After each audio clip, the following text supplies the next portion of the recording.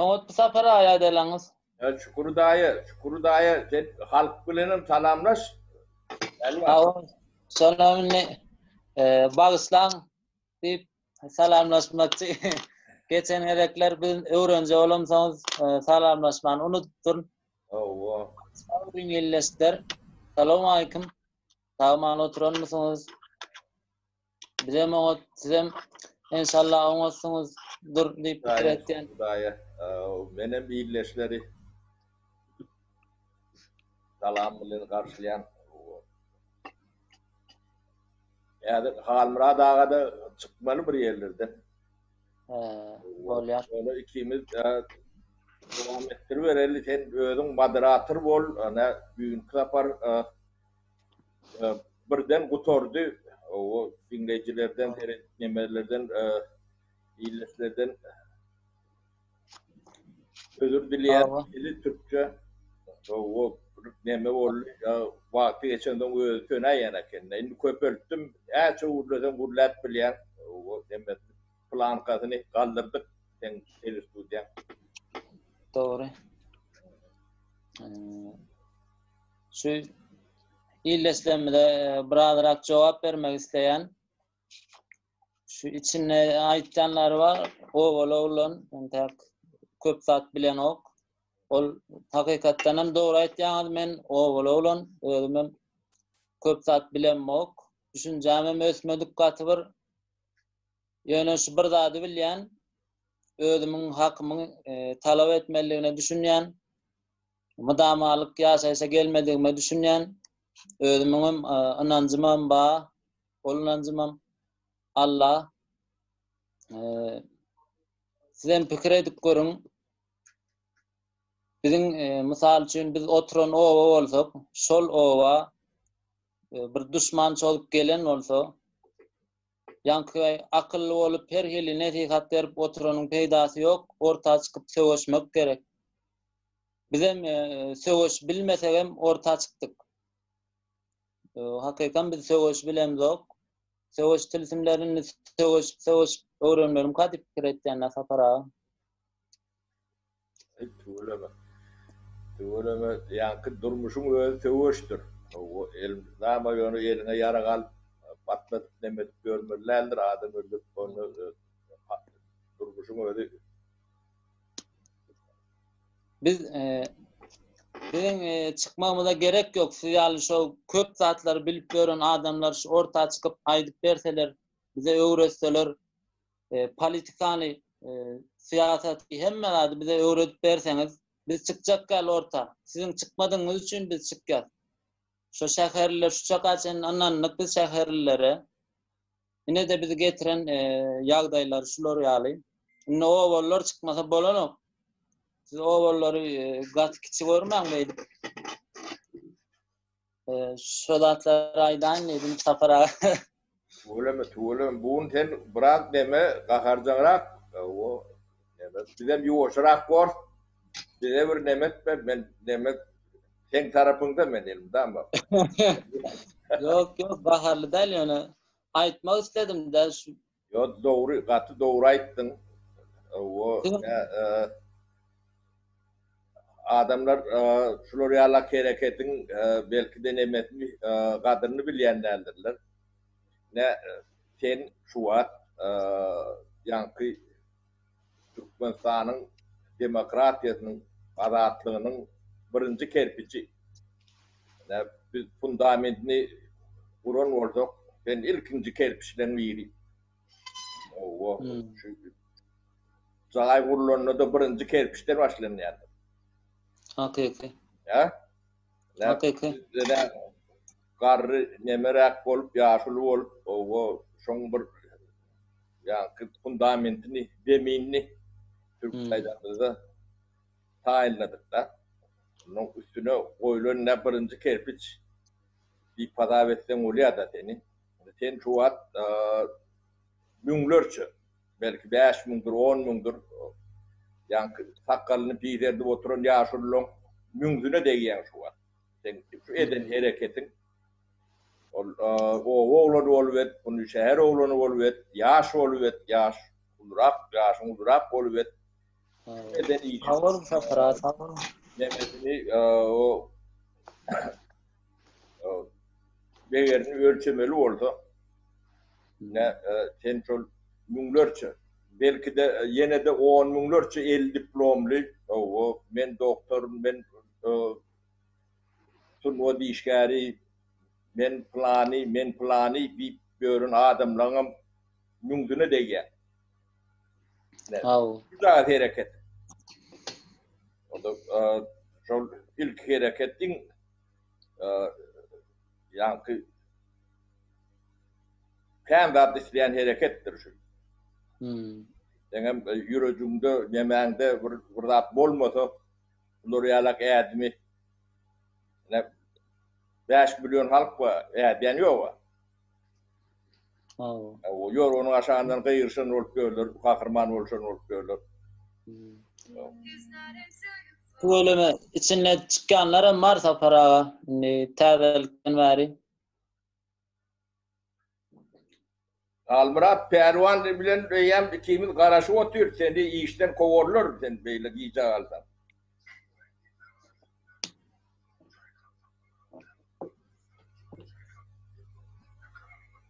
Ona iyi verdik demeğini bastanın gir. Olmadı da ne Pervan şun kaharcan biraz. O bir de ekranına ne senin eşitip dur. Kendi o ağla oturma demekten. Pervanın binler oturuyor. Ana. Bana ödülüyor bari.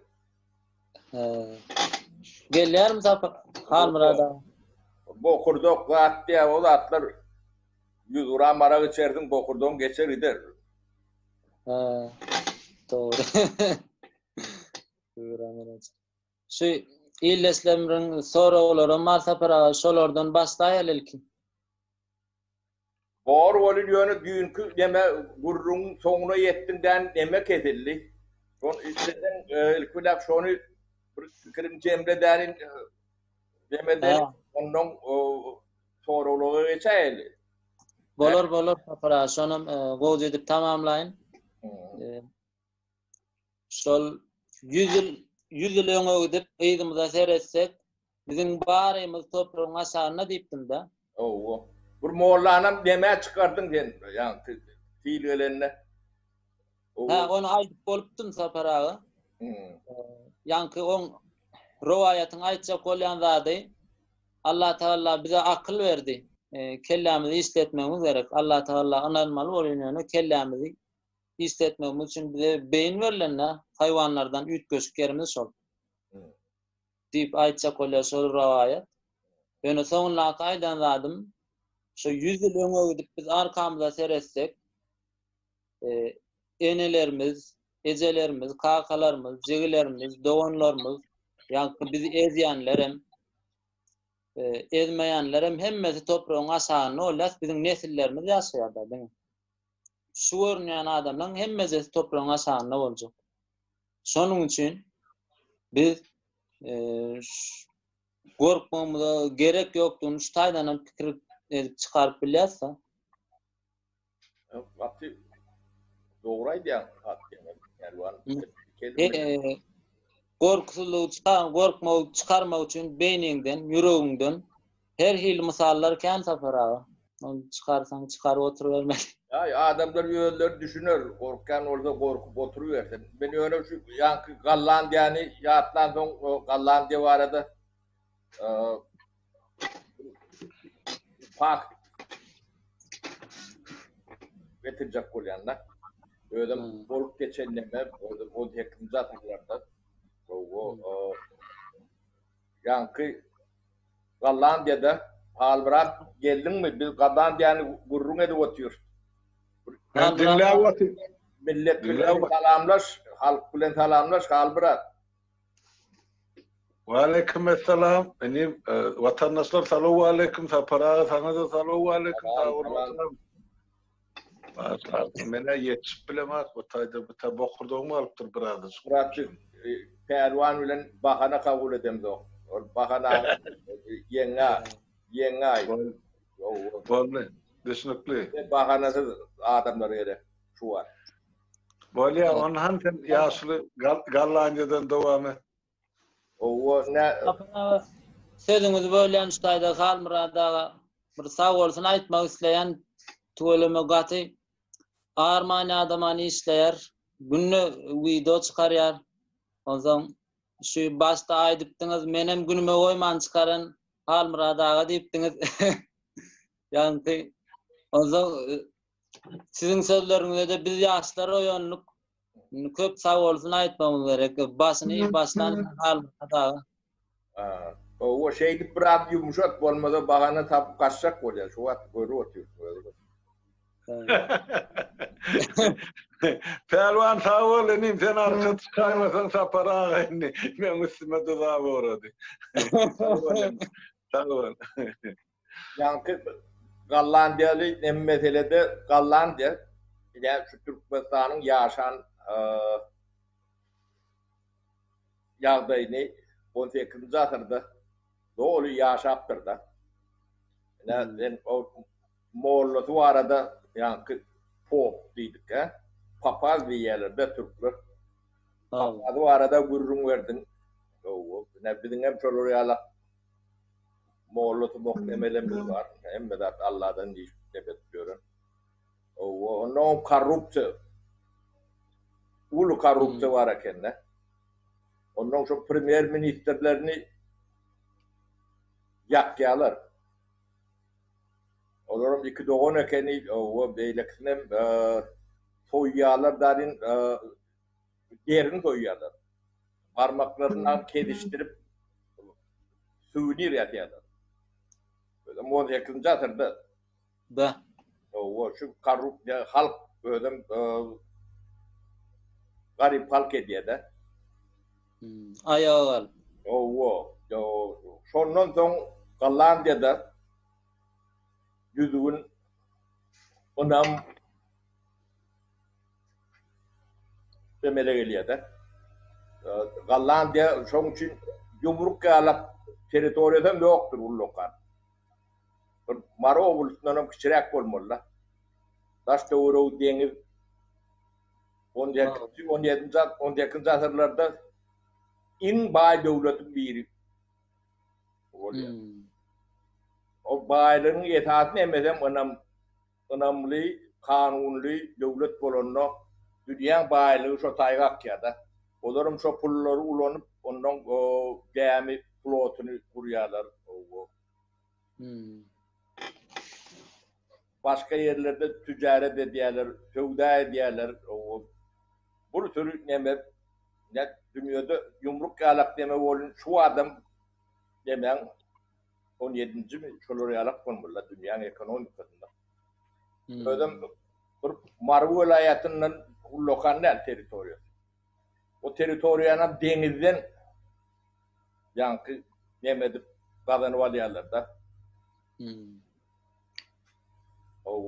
Şu adam ne Türkmenistan'ın kerçike tohumunu Gallandiya'dan alıyorduk tabi. Ama öndürüp bilen de yok. Şu adam öndürüp bilenlerdirler. Dünya gül satıvam, yani külpan atıp bakay oluyorlar. Ne Türkmenistan'ım ne şu kritik demeye geldi de şu an. Ben yakmalılarım şunun adattan aşağı bırdat edilmese Buloriyalak ağırlığı düğünden yok edip bilmez. Halkın ne şu an diktatura ödü. Bir adamlık devletin ödü. Teorunu bir %'dir halkın, yarım %'dir ya, bir yarım %'dir. Şolara çörek veriyendir.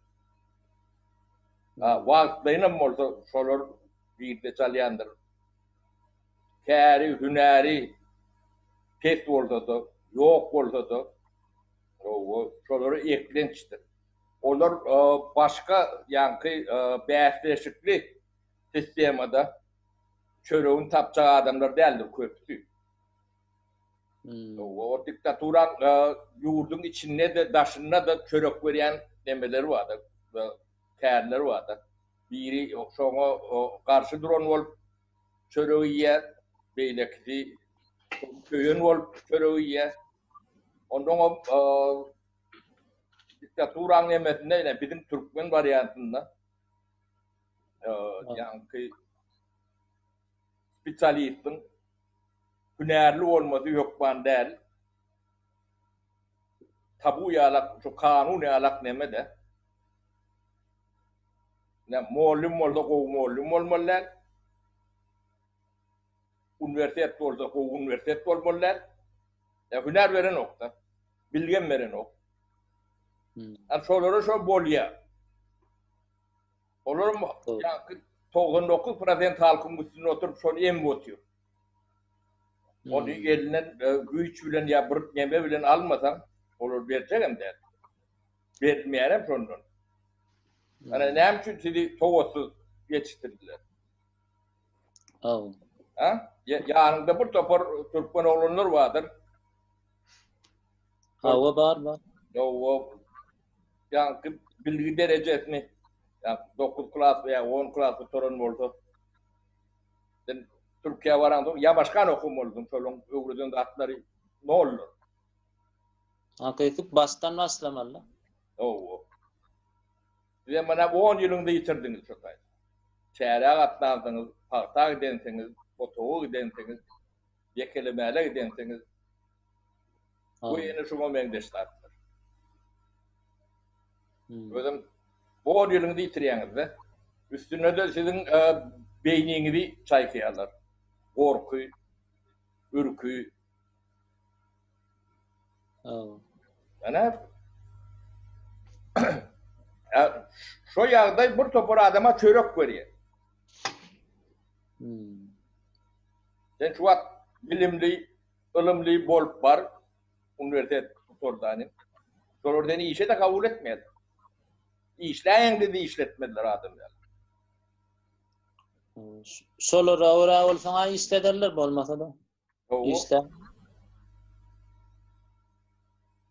Yankı Gallandiya meselende ne çocuğa faktı. Aydedim belli de. Sağ olun Sapara. Malliyanımın büyük TV evinde şov vardı. Benim adam istiyorum adam değil deme der olun yönü. Yankı bir mesele önünde problemi oldu, son çözmeli oldu, son çözüm yolu vardı. Yani yumuşacıkta at bile nemezsen de şunu ayırıp başka birine koydum. O da şunu alak var. Daha birinci, ikinci yıl olmadı, üçüncü, beşinci yıl var. Onun yine de bir oyunlar edip ikinci para alır, sonra üçüncü para alır.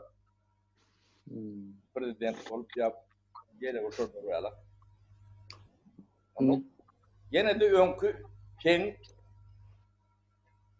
şeyle olmalı. Behil edip yakmak Sapara abiler planlarınız neyli? Kaçan yapmak? Ocorken yeme pelvan 40 diyor ocor getirirsin ne şehrin orta arasında ya kırasına. Ya şu türbe salan yerleri var o odun nepedip. Şu tane sen adam yakıptırlar da şular. Yani şu adamları yakan yerinde 40-50 diyor ocor ülen şunun hem becerini üşürüp yakar. Abi öldürülen kendi adam yaktılar şu tane. Yani o faktların var, biz yönü ayrılan statları adamları demet görmeliyiz. Ne? Benim fikrim şunu alak, yumuşat değilsen yumuşadır, ne rıp bilsen ne. Doğru. Halmırada ne diye ki bu arada Halmırada fikrini alayım. İlk baştan ben size aytmalı zatlarım var. Adamlar şu gepleşikleri görüp esasana mene yaşırt geldi da aramda Sapara. Sonra bege niye adamlar diye be yaşlılar yanınızda da aktınız yalı olun den hukuklu gürleşip oturuyorsunuz. Ay Tanrı yalkasını berekella deyip beni birincine bize sağ olsun aydiyalı. İkinciden hem sen yitti zekini hormat koyalım. Pelvan. Ta oleni, şular ýaly ýigit bolup orta çykandy. İkinji mesele saparaga eýýän maňa şuňjaň etdiler, Maryň ödünden. Ýaşulyna şular ýaly kalhozyň zadyny aýtdy, şumalýadynda da telefonum öňümde durşma. Ol bir emme Maryň bir etrabyna bir kalhozyna bir mogollum bar. O tarih mogollumy özü şol ýanky Tarja Bay barada. Sol gurrun diýen sol eýesiz ýanky Johytlaň mazarsalygy barada. Ýene de bir topardat barada ýöritik kitap ýazypdyr ol. Men näde şo Taýşadan ýurtdan şo kitaby ýanky näme surat alyp sahypa uğraşdylar size ýetirer ýaly. Ol bir. İkinciden şo Ýaşulyň özünün uly agasy näme anagy diýdim. Ola ýok bolan eken. O Ýaşulyň ýazan 10 san kitaby bar. Türkmenistanyň taryhy barada. Ine şu zatlarym nesip bolsa uğraşsalar soň halkymyz üçin okuma, öwrenmäge gatul lokal zat boljak. Geçmişimizi bilmäge. Ine ol iki. Üçüncüden onsoň saparaga dün sen bilemek. Oyun edip diýdiňmi, çynyň bilen aýtdyňmy? Ýankyny ştabda diýär, hamratyp.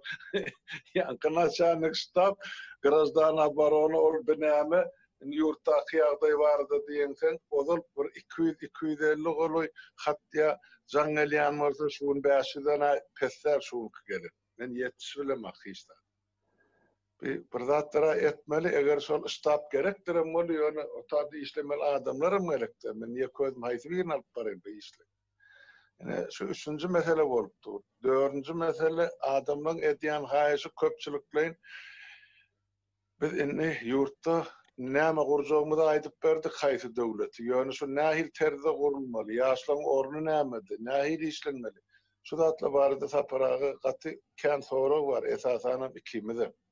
Yani şu taýda soňra meselem pelwanam öz pikirini aýtyp berse, ýaşlar näme terze çaltyrak şol öz hak hukuklaryna eýe bolup döwlet dolanyrmak işlerine girişdiler.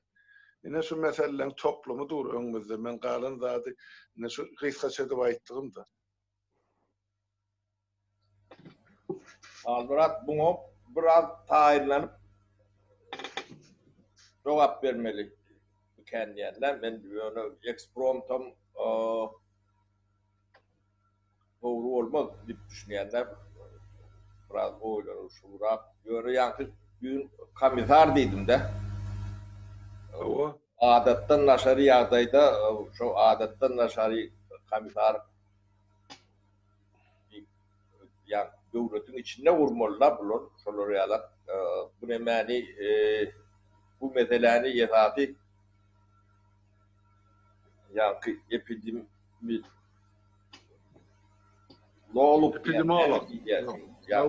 virusolog, epidemolog. O şolar ýalar günärlirak adam boldy hat näme o ýöne olar ýalar adam şu wagt tapdyrmy tapdyrmazmy ýöne başga bir mesele barda dünýäne toğra berdiňiz ýöne men şu dünýäde nähilek şu virusdan soň nähilek boljagyny demekdim de ýöne bu ýene bir ýagdaý barda bir tarapy şu näme koronavirus geçer geçmez o ýam görnýän ýerlerem bar. İýmit gytçylygy dünýede ýokman boljaw görnüp durup ol gaçdyrmaz o adamlar işdi o iş yerleri köp ýerde ýapyldy ol ekonomika diýilen o ýapyp ondan soň bir günne maşina otlanýarlar demek giden okda olonun yuwaş galmalar galyp bilse da bir topor ýapylar soň açylar açylmaz moda bar köp öňümçilikler durdu da onun çizonly işler bar ne ýa-da şu wagt ekmeden güýdi tadat bolmayan proseslerim var da şu at ekmeden güydem hatırın yok da. O şu adam karantin, onu ekilme, dikilme, yani o jolumun etati, siz onun nemetse başı. Ne o da atlarım tezir eder. Dönüp Türkmenistan'la hat ağır var. Bir adam akıllı bilen yürüyen devletler bunu hat ağır geçirirler. Sebebi halkın akıllı bilen işleyen devletler yine de yol tapyalar yenildirek geçer. Türkmenistan'da yiyem ağaçlık. Kapısını kalktı da. O ekmeli dikmeli vaktam olur parta ekecek. Ne gördük burada. Yani bizim tekliflerimiz adımızı neme alan okur da. Türkmenistan'da ulu ağaçlık var, işsizlik var, o gariplik var.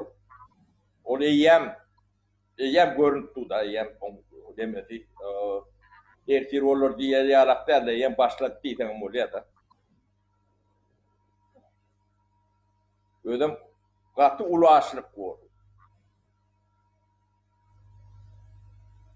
Ne bolcaklat ne şu attan ne aydık demedi oturuyor. Onun üstüne de bu koronavirüsün helak edecek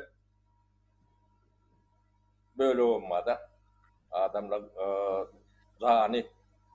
Onun demesini yeterli şertte alan okur. Da alıp bileceklerim ulu toğruğa nemen aşağına. Başarmacaklar görünüp dur. Promoçuluklar düğünleri yok. Halkı bilgilendirmeli. Ona meden okur. En ulu problemin nemeti şu. Şu an yankı dünya bilen bağlanır yalak, informatı alır yalak, interneti açmadılar, bunları yapıyandırlar. Hem de terine diyorlar da. En olmanlar yankı ödünü vermeden halk dünyadan eşitip fırsatlar öğrenip biliyor da. Onları mahrum ediyorlar. Bu yemedi sonu işte açıdan kalmırak. Ben adamları bir susupetliğe ya korkan eme kalmak demem yok maksadım. Yani görünen zadı adulen aytmalı. Payçılığım yok. Biraz ağırrak sözülen aydamızda da ölünün ağaçlığı yetenlen kovum kan yani. Yani onları yankı yetirecek kolvay diye söylüyor. Onun hem de bir adamdan çözülmeli oldu. O da çözmeyen oldu, çözümün bilmeyen oldu. Onun o adamını biraz düşürmeli. Şeyler oluyor. Bu mesele başkaça çözüleceği benden o problemi katı oluyor. Yani siz ona meyem geçip var ya. Meyem 3-4 hepte biz aydanımıza yem 3. hepte yem Bolu'da. Yakın değilim, at yağ bekliyor. On partada miçlada gerek gel. Ama halk söröklü ya nemeli olan o var. Ne? Ben nemem sonralık yani düğünkü nemem ne ile kodiktoriyanızda. Şu gidişine gitse katı elbet doğru. O yolların bitkodu noktaları da görüntü burada. O dünyadan hem şunu tehir edecek kol per tütlük nemeler medyada görüyorsun gördüm. Yani bulur onu entera düşünüyene meydan okur da. Signal yok da. Yani düşünüyorsun. Daşından kömek gelecek manası yok. Her devletin derdi özüne yetik. Gözünden hem ağırdık. Yaki yetiyim derler. Ulul devletler, bay devletler varlar. Dünyanın en bay devleti Amerika. Ne şu yeme için 6 trilyon. Entek o da ton der, onu yine de köpürdürür. Var paket. Kömük paketi. Beylikli ulutları çoğumayız. Türkmenistan'da çık yok. Çık yok. Der var. Tan ardı edemeden ben başka ardı eder yalak dememem yok. Şolar ýaly aslyk bolsa daşarurtaklarym kösenmeli, ansaň daşarurtaklarym öz halkyma teretsek diýip uğratmagy masmal Türkmenany. Türkiýedekiler mysal üçin. Taýdarlarym işsizlik köpelip başlar. O sizin ýagdaýyňyz daşyny aklaňyň ýagdaýy näme? Şoň üçin buny halk bolup çözmeli. Näp katly zaýym pomoş ýalap bir näme diýäňizmi? O idaralarda bolýar da katly zaýym pomoş diýerler. Bir kömek fondu ýalap kim ýanky 1 lira verir, 10 dolar verir. 5 dolar verir. Ondan bir gatty ihtiýaçlar kömek ediler. On bir ýanky ýokman on merkezi bir ýer bolmalylar Türkiýede memletine uğrat territoriýasyna uğrada bolupdylar. 4 tanagym bolupdylar. Her döwletde de şolar ýa-da gaýra-gaýra bolupdylar. Ondan kim näme kömek edip bilýän bolsa şo taýyp bir 5 aý barar. O zekat ýa-da berjek adamlarym tapylar. Onu bizem tagat olu näme der. Her kim edip bilen ne şey bunu üýüşüp halk bolup demetmeler. Oňa bir düzgün tertibini öz araňyzda guruluşup o biri hata petibine jogap berer, ýene bir başga bir zatyna üçüncüdü bir kontrol eder ýalak, onuň bir şeffaf, açyk, prozraçny, transparent edilse ne kömekdir. Yani kıyın ýagdaýda bir adam ýyny alyp çykanynda da bir peýda. 100 adam ýyny alyp çykanynda ondan näme? Ol ýöz nämämde barlar. Şolar ýala guramoçuluk edip şeýip çykmaly, başga nämesi ýok. Yani şu wagtga edip bolunjak da düşünýänler başga ýollar bardyr elbetde bolýan ýöne. Hemme zady bilip gören adam däl pelwa.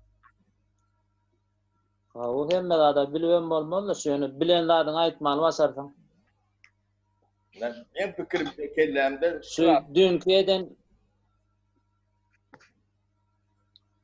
şu dünkü döwletden talap edenigem patriotlaryň ýerlerini 50%'ini beren bolsa, olarym ekin eken bolsa, gow ýeňlederdim diýip pikir etden şu öňümüzdäki ağaçlygy zady ýeňip geçmeli. Ýöne şonam hiç ýyl ediberen oklar da. Gaýtam öňkü göweken ýerlerine paktek birýärler diýdi. Hak görün. Hakykatdan hem şeýle sapara.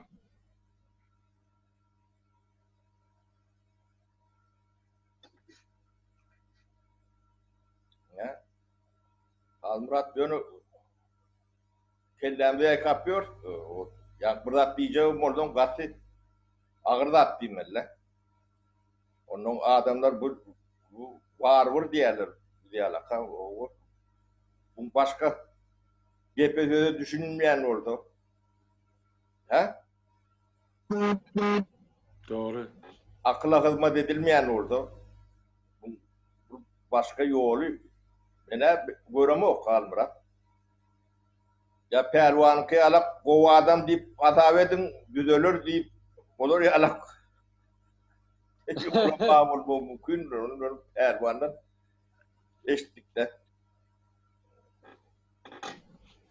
Yeme de para şu mahal şu günlük gelýän milletten gelýän habarlar biri beýle kisinden gaty aýylgan şolukdur. Meni dilime getirmäge çeken wagtym şu mahal millet gorkuzmalyk üçin.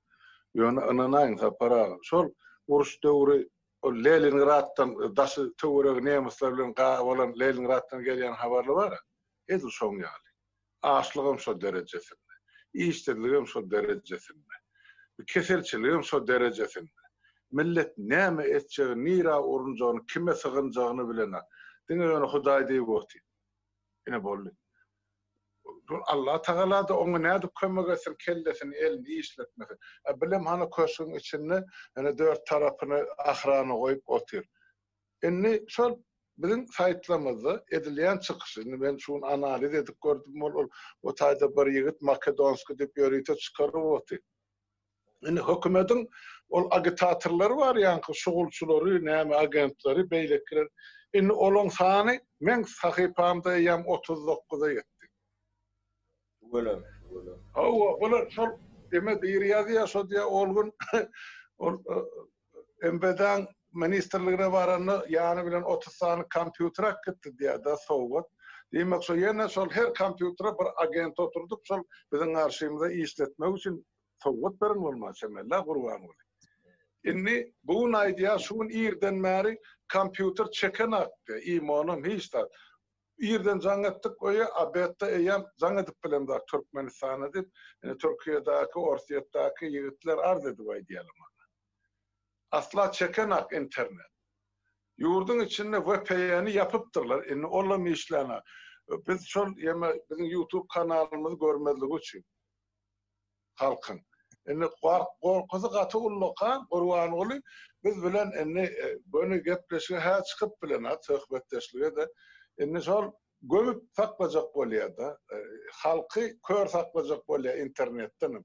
Ýöne ol başa barana adamlar eýem şonu flashka ýazyp ogro diýerler. Hemme ýurdun 4 künjün.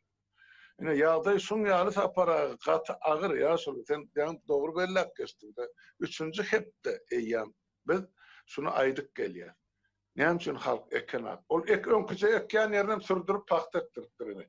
Ine ýeme bulan edisi şu biziň diýen zatymyzyň tersine diýär halk. Bolmasa onu biz paxtakyň diýil, belki onu göwekdirer halk. Bilemok. Bu akmagyň nädip mun towa getirmeli. Asla hiç zatdan bu ne düşünjesi var, ne islegi var, näme halky gyrk tuturmak niýeti barmy? Indi daşyny akam içine ýereýini girip bilen. Çağajyklar o taýda galadym. Pulgurada nizam olam bolana. Jaň ara gatnaşyp kesildi sapara. Edi Leningradyň blokadasy şol 41-45-nji ýyllar. Almurat, ýa-ni bular interneti keden boldular. O ýa-ni halkdan pedagog nalog almak üçin şol kartuşy sistema geçirdiler-de. Awa. Yani gurrun versileri ol internet işlemeyen oldu.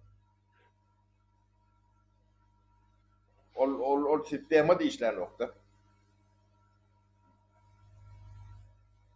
Ana bu da şeyle. Son arada biri gurrun verdi olun, ben dedim bana gurrun verme dedim. Ben ona dedim yazanı iyi ver dedim. Ben dinledim olun onu yankı şunun ekonomika cevap veren ormanlarları vardır.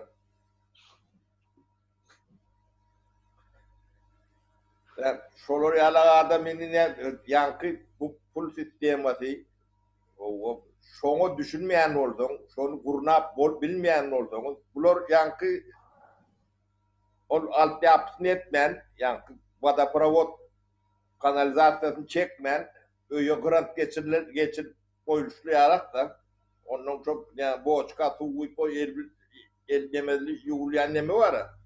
Ha o mu var ne? Pulu getirip salanlarına O da sana az adamlar kırılışıp diye ölülür ma diye de. Yani o oturdu. Doğrudur. Onu elimde mi pul bolun ok diye. O kartışın sistemani birinciden onu beylik geçirilen ok. Elementarında da zaten videoda da görkezün var. Haydi magazini var da var. Ve magazinin 3-4 tane var. Kaptanında da bank var, onda da 2 tane var. Yine bir tane bank var, onun yanında da var. Yankı kart çıkan bilen magazinden biz nalişni alyan, sana pul gerekem der. O sistemaların işleme için internetin olmalı hem mi yerde? O verilerini ne etmeli? Bu da haftaları düşünmeyen onu yayla girip oluyor. Ha diye bulur diye yankı 20% diye padakodun 20 mi ne %% oldu. Sonra alma için ne diyorlar diye de. Banka geçiriyorlar hem işte şu padakodundan alıyorlar diye de. Sonra onun kalanı ne hilek oldu şu diye de.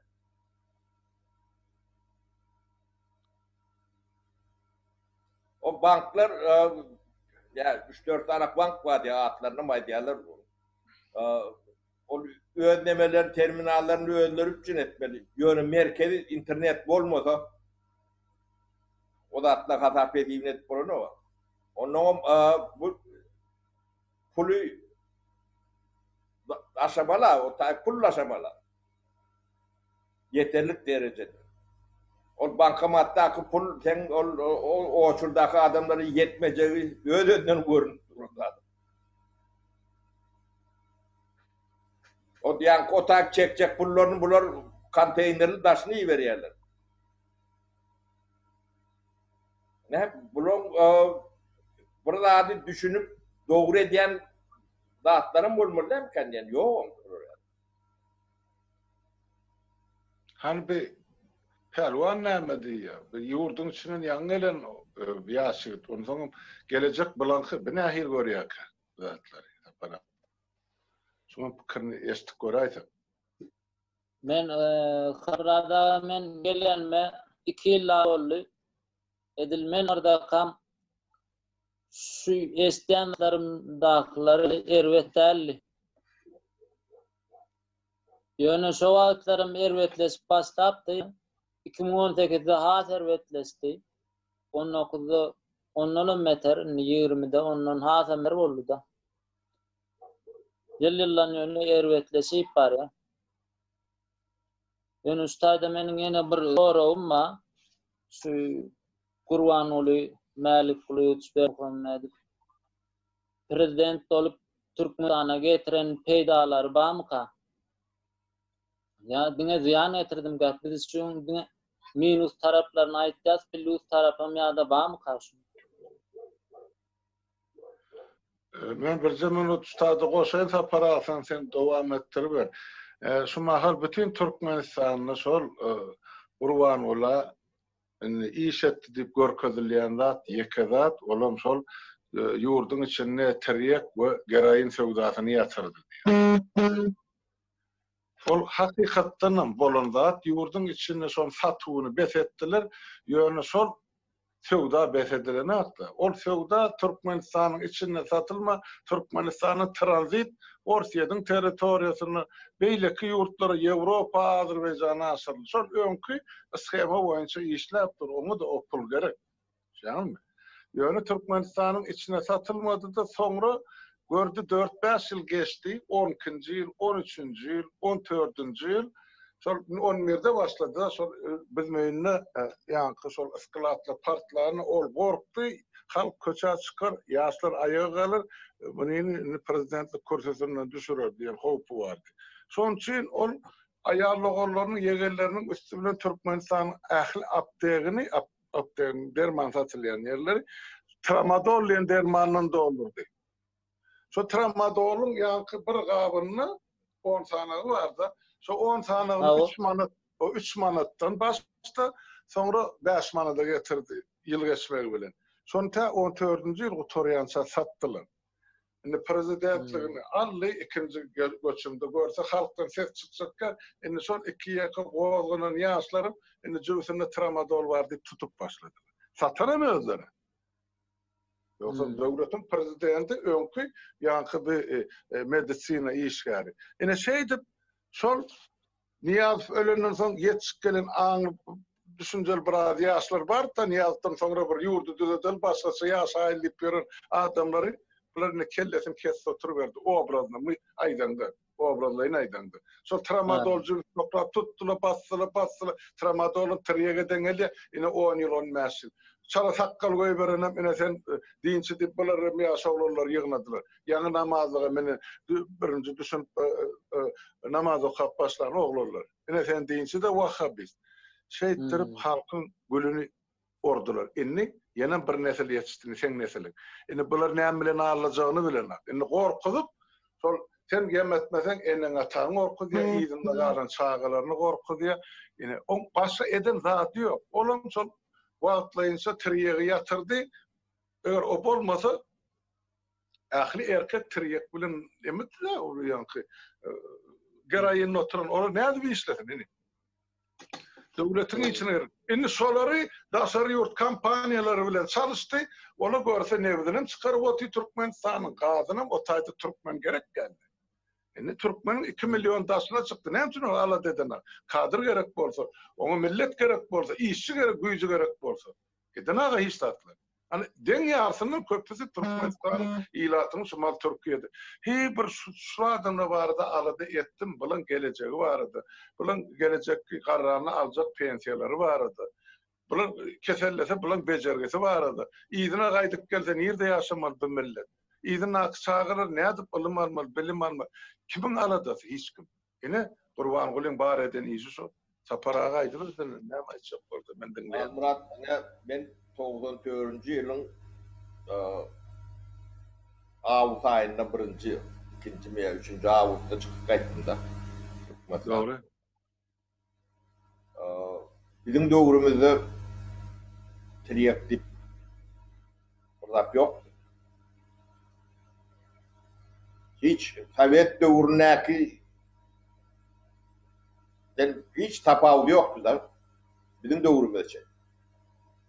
Ben özüme tirýek näme diýdim. Ýöre şeýle bilýärler. O çekip ýöreni o Sovet döwrüne diýip tukpaty. Hak gör. Ýöne şondan bir üýt göçüp näme prosesi biz hiç demetmedik de. Ýa-ni üçin soň 96, 97, 98-de başlatdylar bu zatda. Kim başlatdy? Ýa. Näme üçin? Sonra berersin, jogabyna özüň berersin, şeýdip gidersin. Dogry. Soň ondan ýene de tramadol bu zatlar nämesi geraýizmmişin. Yerlinden on eden dadyny gerbet ya ýalňyş etdiler diýip bilmediňe. Ha? Ýok. Men şoň ýoluny dowam etdirýän diýip işiň bilenem, diliň bilenem şonu kabul etdim. Bilemmi? Hak görüň ýa-şole. O diýmek sen bol öňkü şoň tirýeň başlangyçynam destekler. O Sağlık Saklaş Ministrinin vice-premier da sağlık boýunça. Ben onun için ordun nakmalı ya neme del ben o zatları düğüne seyredeyim on. O yan kitap yazıptır ne bu eden zaten o şey belli. O aydım ya ne o atamın bilya yönü yıkılyaram kayıtı.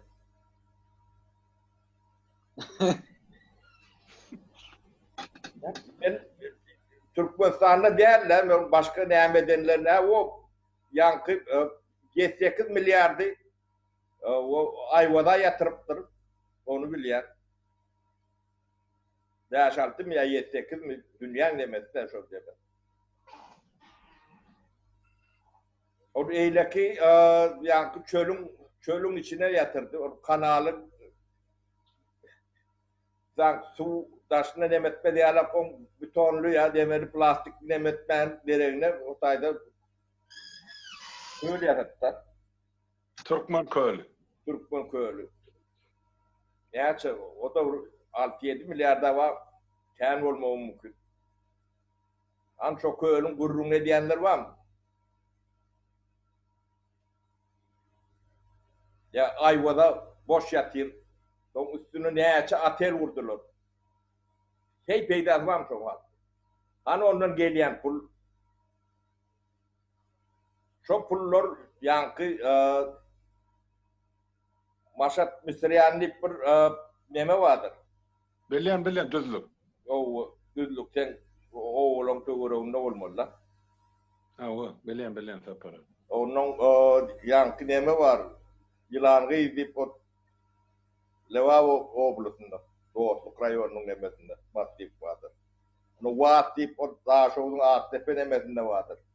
Ne şu yerler o şu pullar sindirilen olsa Türkmenistan'ın ekrançılık demesi iki armesi meydan köpürüyordu. Onun kanallarını diyenlemeyenin tuğutu ışıklar bilecek.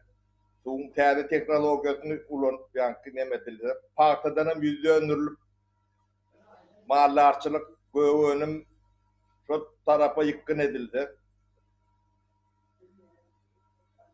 Şu pullon yarısına şu zatlar bitkiyede. Yankı Maşat Müsriyan yok oazis olan yerlere o taylar. O köyünü yani 5 yıl, 100 yıl, 400 yıl bunun o tayda gülle bütün deme vardı. Yani onun tarihini bilen adamım yok. Yadan okurum.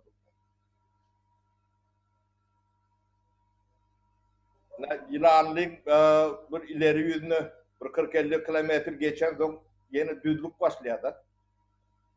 Kadimi ekrançılık yerler ulu kartalarda çeni görüntü da 400 yıl, 300 yıl bundan o büyük dağıtları neme giden yer 50-60 kilometre nemeden de utoran okta. Ana tuğ tığışıtlar çok aylak yankı yani teknoloji öyle tuğ oluş demeden dünyanın yeri. Ya biz krifor betecek kolumuzda şu dağıtları yan planlaştırıp götürdük. Türkmenistan'ın şu ekrançılık yerinin iki estesi yer açılıyor. Ana bunun ne yeden dağıtları ya yetmedik dağıtlarına etmeliler. Yeden dağıtları oldu öğüdleri aydiyalar da. Böyle elementarını yani kredi kartı çıkan işleme demesini prosesini 20 yıllık kurup bilmeyen oldu. 20 yıllık pulu konvertatı edip bilmedik oldular. Devlet de iş sadık.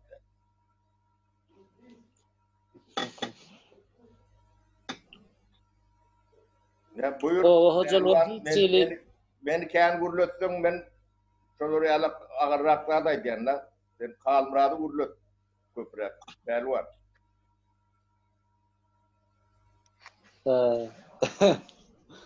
Doğru. O hocalar hiççilik seyretmenler de. Seyredecek niyetim yok. Şu vakitlerim şu täze o grup başlap gidip oturuyor. Öňkü owalara seyretmen. Mysal üçin biziň owamyzda ýollar öňörlenok, gum küpürsäp ýatyr, ýa bolmasa ýöne daş dökülen çagyl. Ondan soň sadyk ýok. Mescit zat gurlanok hiç ýeli. Biz musulman ýurt aslynda. Ýöne mescit gurmak bu gadagan nilen düşünje barmy näme? Owalarda hiç ýeli ýok.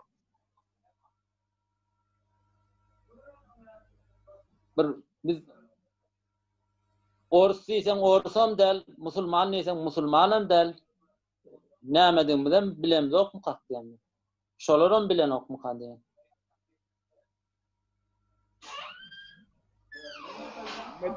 Belvar sen beyk arkada. şkolda öwredendirler beýik arkada diýip. Mektepde. Hawa.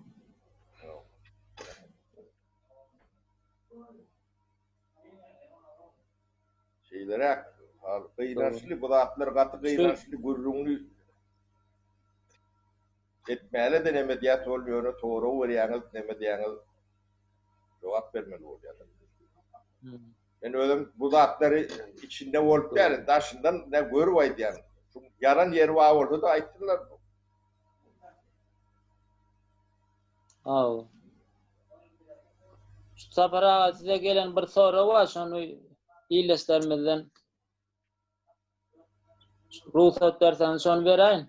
Ver, ruhsat. Sen moderatör, sen bizden ruhsat sonra oturma. Gönü, bizi hakla danin toğramı ver.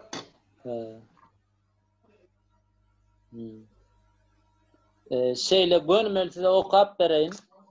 Sapara sizden iktisadiyet barada pikirlerinizi eşitmek isteyesiye. Yöne mesai vurruňy başgalara edip bilýär. Türkmenistany ösdürmegiň strategiki uğurlary barada näme pikir etýärsiňiz? Ýagny Türkmenistan kiçijek bir döwlet, gerek bolan ähli önümleri özümüz önürüp bilmeriz. Onu käbir haritlaryň önümçülüğini ussatlaşmamız gerek we şol haritlary daşary ýurtlary satyp beýleki gerek bolan haritlary hem şol ýurtlardan almamız gerek. Emma haýsy haritlarda ussatlaşmaly ýa-da haýsy haritlaryň önümçülüğini ünsürmeli. O hojalygy ýokary tehnologik haritlar ýa-da bolmasa turizm we sowda bu arada pikiriňizi aýdaýsaňyz diýip bir iyileşimiz aydıptır sapara. Şuna cevap vereyseniz. O deme bunu 5 minutda men cevap berip bilmen deme. Bunu aýratyr bir peridaça taýinlady. Bolýar. Onun giň işlerini gurrun edeli. Ýöne biz gurruny edip biler. Ýöne bu gurrun o taýda yerine ýetirilmede bizim gurrunumuz ýöne gurrun bolup kaldy.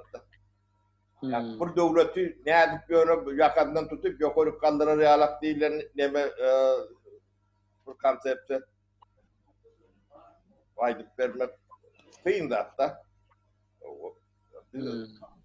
İlk ulak hemme zadi edýän adam. O da bilgili adam, bilimli adam, ılımlı adam. Hünerli, erli adam. Onun bazar iktisadiyetine geçilen son adamların eli, ayağı boşan son üretme, siyahat etme, informasyon alma, informasyon verme, hukukları yerine gelen son onun orta akılım çıkar, fikrim çıkar. Türkmenistan bir gecicik neber. İsrail'al korben. Yönü misal aýdýanda sebäbi territoriýasy bizimkiden kiçi ýöne howa şertleri bizimki ýalap. O demede der ýöne dünýä ekspert o ojur önünde. Özünden 95% özünü ýmit bilen üçin eder. O da atlar etmek. Ki işler. Onu ýöne sen onu etmeli ya bunu etmelem der. Yer su reformasını etsen halkı özü demeder. Sen ýöne onu şert dörüt der. Bankından pulun al, yani iki kurs oluyor nerede iktisadiyet işlem yok. İşlemesi mümkün hem de. Yani yine ben milyon problemeden birine diyenler, şu iki kurs var devlette. iqtisadiyet barada Doğru. kurulmam etmeliler. Onu işlemesi mümkün değil. Onu bir özünüz yaşar, görüp gördünüz. O iki kurs odan iqtisadiyet Doğru. neyle işler?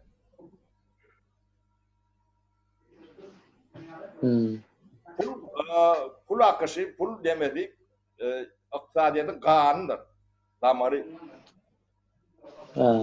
Şu doğru aylanıp durmasa daha böyle yer. O şu bir yerden ıslağım yeterli. Ya bir damarın kesenden kanun daşına çıktı adam yaşar o. Ya iqtisadiyetin şimdi alak. Mekanik mi? Bunu doğru matritesinde oturduğun zaman onu demesi gider o. O bizim o tayda bir davu koyuyorum ki demede olup biliyor.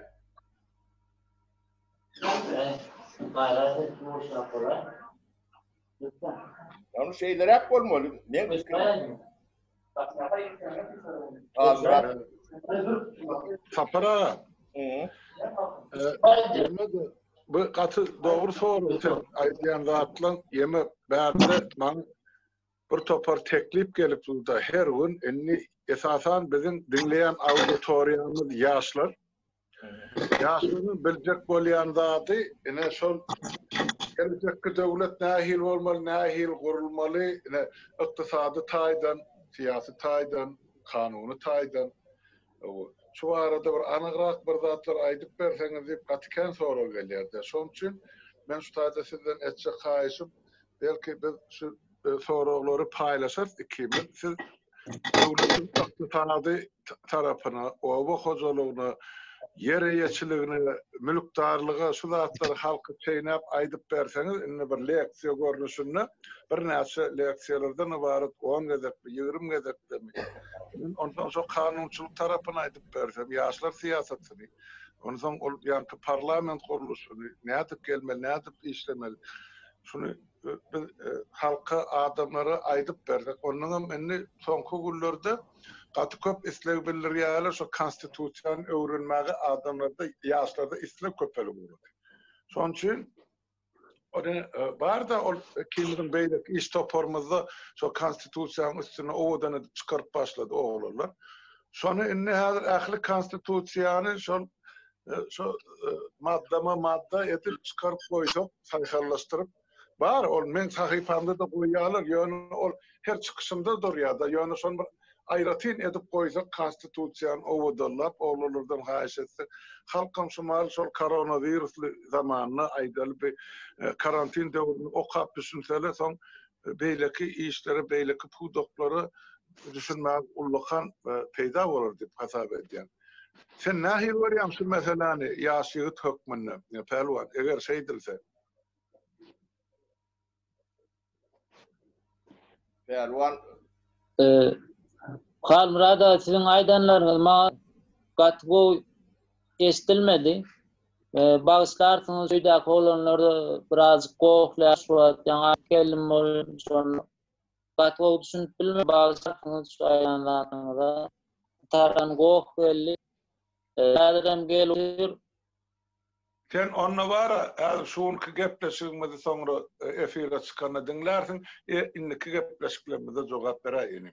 Men diyecek bolyandan tapara, şumal men sizin yanında girilmede eyyam 55 minut bolupdur, belki şunki tamamlaysak mayal görýän. Sen ozor gülleşip otyňyzda ara kesilmedi ýaly dünkü ýaly. O kesilmedi alağa ettik. Nemi Halmurat bolun ýöne onu da yükleme de gerek. Soň ağır orada yüklenen nokta. Doğru, ikinci tarafı var. Bizim şu çıkışlamada yaşlar son bölüp Türkmenistan'a uğradılar. Son için bir saat yeterlik mi kadiyana iki adamın arasında. Ben özümkiler yarım saatten ağrık geçiremem. Onun böyle yerlerde. Şu adrak bölünmek için peydalı var mı kadiyan? Bir saatin devamına yetiştik. Neyle var yani yaşlar? Bor, ya deme moderatörümüz Pelvan karar verdi. Bunu yapıp bilir. Bolursa para siz nahil olsanız kamrada men üçin bolur bir saat olsa Bolya Bolyanno halk tawolun, o illeşler tawolun. Gijanı rahat bolsun. O gijaňa rahat. O adamlar hemen giyeceğin rahat. Taze moderatör sana da Tanrı halkasına aýdýar. Indi seni görüp ýaşlarym galkyny uğradı. Birem çykyş etjek näme beýle. Ay taýýarlanyp berin wagty gelende sedem çağırır diýdi. Ya biz bir sagatyň çaýyna çyksak gatkan boljak. Doğru. Belki sağ ol Almurada. Sağ olun. Toyunda gaýsyn berekelle. Saparazym sağa oturun, adamlar sağa oturun, inlik gepleşip görüşelim.